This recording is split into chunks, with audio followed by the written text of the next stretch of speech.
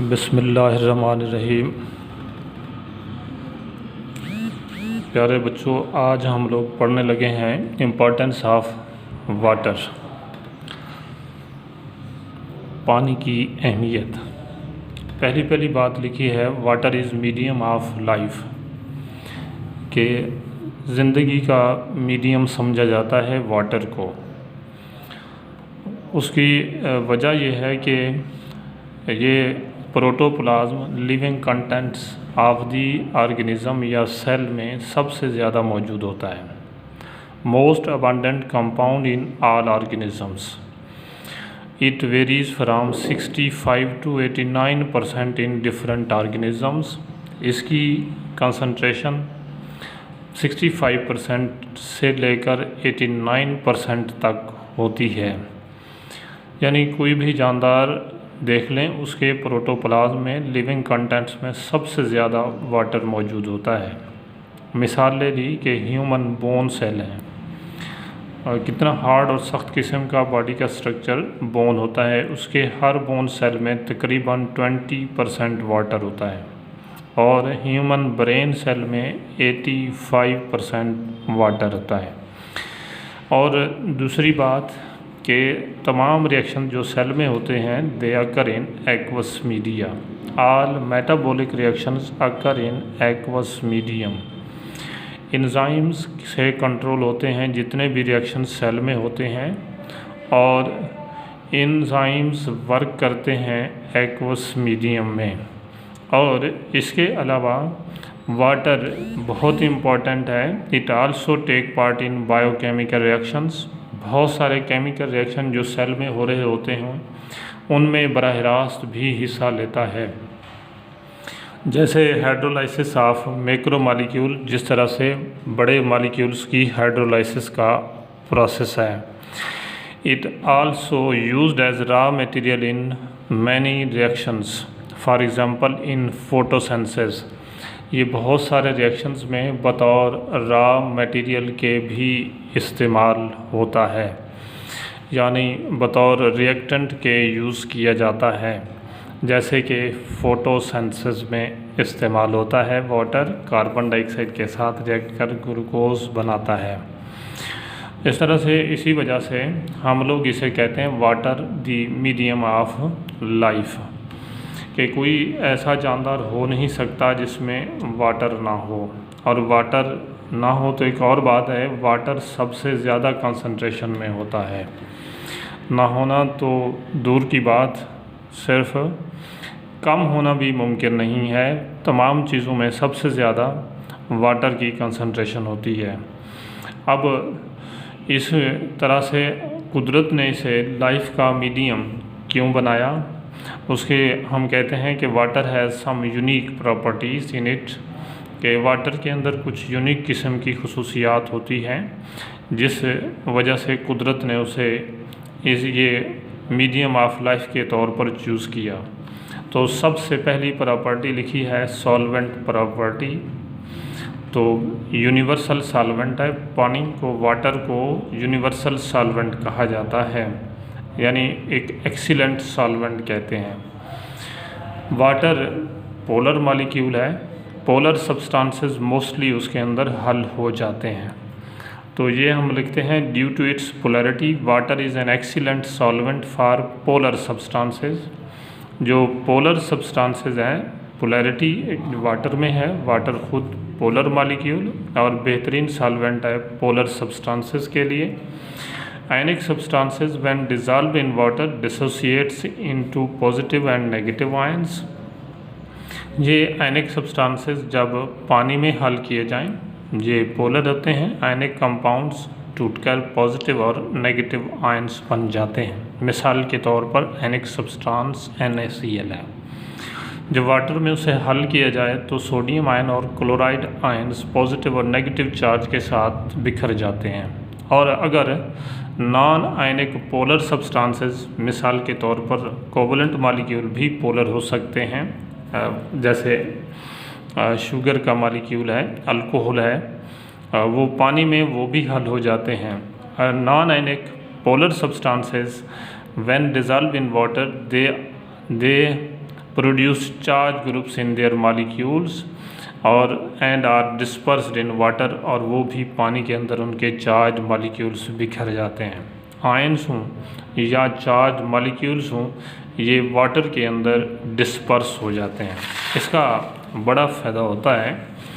फ़ायदा क्या होता है कि in solution form the substances ions and our molecules move randomly and are more reactive, के सोल्यूशन की फॉर्म में जब चीज़ें आ जाती हैं तो उनके मॉलिक्यूल्स हों या आयंस हों रैंडमली मूव करते हैं और फेवरेबल फॉर रिएक्शन, और ज़्यादा तेज़ी के साथ रिएक्ट कर सकते हैं। और दूसरी बात कि नॉन पोलर सब्सटेंसेस भी हैं सेल में मौजूद होते हैं, that are insoluble in water, वो पानी में हल नहीं होते क्योंकि वाटर पोलर है और वो चीज़ नॉन पोलर है। नॉन पोलर चीज़ें पानी में नहीं हल होती। ना हल होना की खसूसियत भी जानदारों के लिए, सेल के लिए ये फ़ायदामंद है। मिसाल के तौर पर फैट्स हैं, पानी में हल नहीं होते। These help to maintain the structure of cell membrane का अहम हिस्सा होते हैं फैट्स, और इस तरह से फैट्स ये सेल मेम्ब्रेन के स्ट्रक्चर को बरकरार रखने में अहम किरदार अदा करते हैं और यूँ सेल का स्ट्रक्चर बरकरार रहता है। और नेक्स्ट एक और प्रॉपर्टी लिखी है, heat capacity of water. Heat capacity का क्या मतलब है, पहले उसकी definition. The number of calories required to raise temperature of 1 gram of water from 15 degree Celsius to 16 degree Celsius के कैलोरीज या एनर्जी, या आप यूँ कहें कि हीट की मिकदार जो कि 1 ग्राम वाटर का 15 डिग्री सेंटीग्रेड से 16 डिग्री सेंटीग्रेड तक टेम्परेचर बनाने के लिए ज़रूरत होती है, कि उस हीट को हम लोग या उन कैलोरीज़ की क्वांटिटी को, मिकदार को हीट कैपेसिटी कहते हैं। ये वाटर की हीट कैपेसिटी के लिए मुख्तलिफ़ चीज़ों की हीट कैपेसिटी मुख्तलिफ होती है। वाटर के लिए हीट कैपेसिटी होती है 1 कैलोरी पर ग्राम। 1 ग्राम वाटर का टम्परेचर 15 डिग्री सेंटीग्रेड से 16 डिग्री सेंटीग्रेड तक बढ़ाने के लिए 1 कैलोरी एनर्जी हीट की ज़रूरत पड़ती है। Water has high heat capacity, कि वाटर की हीट कैपेसिटी काफ़ी ज़्यादा इस लिहाज से कि 1 ग्राम का टम्परेचर बढ़ाने के लिए 1 कैलोरी हीट की ज़रूरत पड़ती है, एनर्जी की। और हम कहते हैं कि ये हाई हीट कैपेसिटी वाटर की बहुत ज़्यादा अहमियत की हामिल है। इससे बड़ा फ़ायदा होता है और लिविंग ऑर्गेनिज़म के लिए फ़ायदा मंद है। वो कैसे? ये लिखा कि water can absorb much heat with minimum change in its own temperature.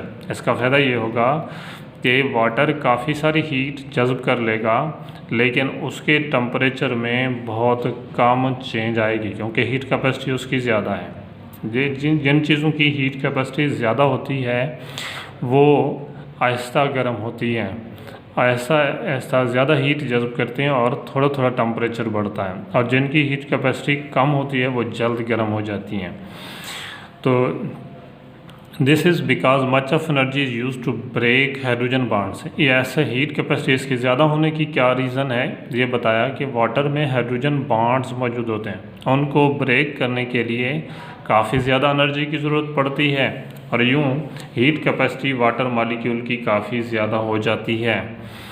दस water works as temperature stabilizer. इसी खसूसियत की वजह से पानी जिस्म में वाटर टेम्परेचर स्टेबलाइज़र के तौर पर काम कर सकता है, यानी बॉडी का टेम्परेचर मुस्तकिल रखने में बड़ा अहम रोल अदा कर सकता है कि बॉडी के अंदर सडन थर्मल चेंज आने से महफूज करता है।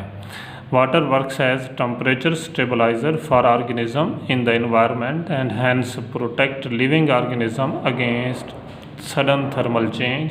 अचानक ये टेम्परेचर की चेंज, हीट की तब्दीली का असर अचानक असरअंदाज होने से बचाने में इस वाटर का अहम रोल है। Due to high heat capacity of water की हीट कैपेसिटी ज़्यादा होने की बना पर। नेक्स्ट एक और खसूसियत लिखी है हीट ऑफ वेपोराइजेशन के हीट ऑफ वेपोराइजेशन के इससे पहले कि हीट ऑफ वेपोराइजेशन से मुतल्लिक बात की, पहले बात उसकी डेफिनेशन की लिखी। Calories required to vaporize 1 gram of liquid water into gaseous form, कि आप वेपर्स में लिक्विड वाटर को तब्दील करने के लिए जितनी कैलोरीज या हीट एनर्जी की ज़रूरत पड़ती है उसे हम कहते हैं heat of vaporization. Calories are the heat required to vaporize, यानी गैसियस फॉर्म में तब्दील करने के लिए ज़रूरत calories 1 gram of liquid water, 1 gram liquid water के लिए उसे कहते हैं heat of vaporization. Water has high heat of vaporization, water की हीट ऑफ वेपोराइजेशन की वैल्यू भी काफ़ी ज़्यादा होती है। It means water absorb much heat as it changes from liquid to gas, कि जैसे ही ये लिक्विड से गैसियस फॉर्म में तब्दील होता है तो काफ़ी सारी हीट जज़्ब कर लेता है। अब इस तरह से वैल्यू लिखी, specific heat of vaporisation of water is 574 kilo calories पर किलोग्राम, कि वाटर के 1 किलोग्राम लिक्विड वाटर को गैसियस फॉर्म में तब्दील करने के लिए तकरीबन 574 किलो कैलोरीज एनर्जी देना पड़ेगी। It plays an important role in the regulation of temperature during oxidation reactions। अब इस हाई हीट ऑफ वेपोराइजेशन का क्या फ़ायदा होगा कि जिसम में रिएक्शंस होते हैं, ख़ास तौर पर ऑक्सीडेशन रिएक्शन, जिनके दौरान हीट प्रोड्यूस होती है और ये हीट बॉडी टेम्परेचर को बढ़ा सकती है और उससे बचाने में इसका बड़ा अहम किरदार है। It provides cooling effect when water is transpired, जब पानी ट्रांसपायर होता है प्लांट बॉडी से तो ये कूलिंग प्रोड्यूस करता है। मतलब वाटर हीट जज़्ब करके गया गैसियस फॉर्म में, प्लांट बॉडी से ट्रांसपायरेशन हुई तो कूलिंग होती है, पीछे रह जाने वाले का पानी का या जिस्म का टेम्परेचर कम हो जाता है क्योंकि वो उनसे टेम्परेचर हीट एब्जॉर्ब करके जाता है। इसी तरह से एनिमल्स हैं, उनकी बॉडी से प्रेस्पायरेशन होती है कि तो जब एनिमल बॉडी प्रेस्पायर करती है, ठीक है जी, या प्लांट बॉडी से ट्रांसपायरेशन होती है तो उस दौरान कूलिंग इफ़ेक्ट इसी हीट ऑफ वेपोराइजेशन की वजह से काफ़ी ज़्यादा प्रोड्यूस होता है। इस बात को यूँ समझ लें कि अगर हमारे पास 1 लीटर वाटर हो और उसमें से जस्ट 2 ml वाटर एवपोरेट हो जाए, बाकी रह जाने वाले 998 ml वाटर का टेम्परेचर 1 डिग्री सेंटीग्रेड कम हो जाता है। यानी सिर्फ 2 मिलीलीटर वाटर की एवपोरेशन इतना हीट जज़्ब करती है कि बाकी सारे वाटर का टेम्परेचर 1 डिग्री सेंटीग्रेड पूरा डिक्रीज़ कर जाता है। और यूँ ये हाई हीट ऑफ वेपोराइजेशन ये भी थर्मल शॉक से बचाने में काफ़ी मदद करता है। और उसके बाद लिखा कि आयोनाइजेशन ऑफ वाटर एक अहम खसूसियत है वाटर की। Water can ionize into hydrogen and hydroxide ions H2O, मैंने ये क्वेश्चन की सूरत में लिखा, hydrogen ion H+ + OH negative. ये रिएक्शन रिवर्सिबल है, this reaction is reversible but an equilibrium it is maintain, और आमतौर पर इसकी इक्विलिब्रियम मेंटेन रहती है। और इक्विलिब्रियम पर कुदरती बात है कि हाइड्रोजन आयन और हाइड्रोक्साइड आयन की कंसंट्रेशन बराबर होती है। हाइड्रोजन आयन और हाइड्रोक्साइड आयन की कंसंट्रेशन इक्विलिब्रियम पर 25 डिग्री सेंटीग्रेड पर ये 10⁻⁻7 मोल्स पर लीटर होती है। Moles per litre 10⁻⁻7 moles per litre at 25 degree Celsius. ये हाइड्रोजन आयन और ये हाइड्रोक्साइड आयन अफेक्ट करते हैं और ये काफ़ी सारे रिएक्शन में बज़ाते ख़ुद भी पार्टिसिपेट करते हैं। तो hydrogen and hydroxide ion affect and take part in chemical reactions, कि ये बज़ाते ख़ुद केमिकल रिएक्शंस में भी पार्टिसिपेट करते हैं और असरअंदाज भी होते हैं, क्योंकि हाइड्रोजन आयन और हाइड्रोक्साइड आयन की कंसंट्रेशन की चेंज पीएच में तब्दीली ला सकती है। और जो मेटाबॉलिक रिएक्शंस हो रहे होते हैं वो पीएच चेंज के लिए बहुत ही सेंसिटिव होते हैं। और आखिरी बात, protective role of the water protection भी करती है हमारे बॉडी के कुछ हिस्सों की और बॉडी पार्ट्स की प्रोटेक्शन के हवाले से। दो बातें लिखी, एक ये लुब्रिकेंट के तौर पर और दूसरा it forms fluid cushion around the organs. तो water is effective lubricant. Water एक बेहतरीन किस्म का लुब्रिकेंट होता है। लुब्रिकेंट ऐसे मटेरियल को कहते हैं जो फ्रिक्शन को कम कर दे, तो उसको कहते हैं लुब्रिकेंट, स्लिपरी बना दे। Water effective lubricant that provides protection against damage resulting from friction, के फ्रिक्शन से के नतीजे में रगड़ खा के किसी चीज़ के या बॉडी के हिस्से को जो नुकसान होना, डैमेज होना है, उससे प्रोटेक्ट कर लेता है। मिसाल के तौर पर मिसाल दी है टेयर्स की, आंसू, that protect the eye from the rubbing of eyelids, जो आईलेट्स की रबिंग या रगड़ खाने से आँख की तहफ़्फ़ुज़ करते हैं। और इसी तरह से water also forms fluid cushion around the organs that help to protect them from trauma. और इसके अलावा वाटर हिफाजत करता है ट्रामा, चोट से, शॉक लगने से बचाता है। तो इस तरह से ये मुख्तलिफ बॉडी आर्गन्स के गिर्द वाटरी फ्लूइड सा मौजूद होता है जो कि फ्लूइड कुशन्स की तरह काम करते हैं और शॉक से बचाने में मददगार साबित होते हैं। मिसाल के तौर पर हमारे बॉडी के मुख्तलिफ पार्ट्स जैसे ब्रेन है, हार्ट है, लंग्स हैं, इनके इर्द गिर्द फ्लूइड कुशन्स की तरह से वाटरी फ्लूइड सा भरा होता है ताकि बराह रास्त कोई भी चीज़ चोट असरअंदाज ना करे और यूँ बॉडी का हिस्सा प्रोटेक्टेड हालत में मौजूद रहे। ये आप लोग पढ़ रहे थे इम्पोर्टेंस ऑफ वाटर।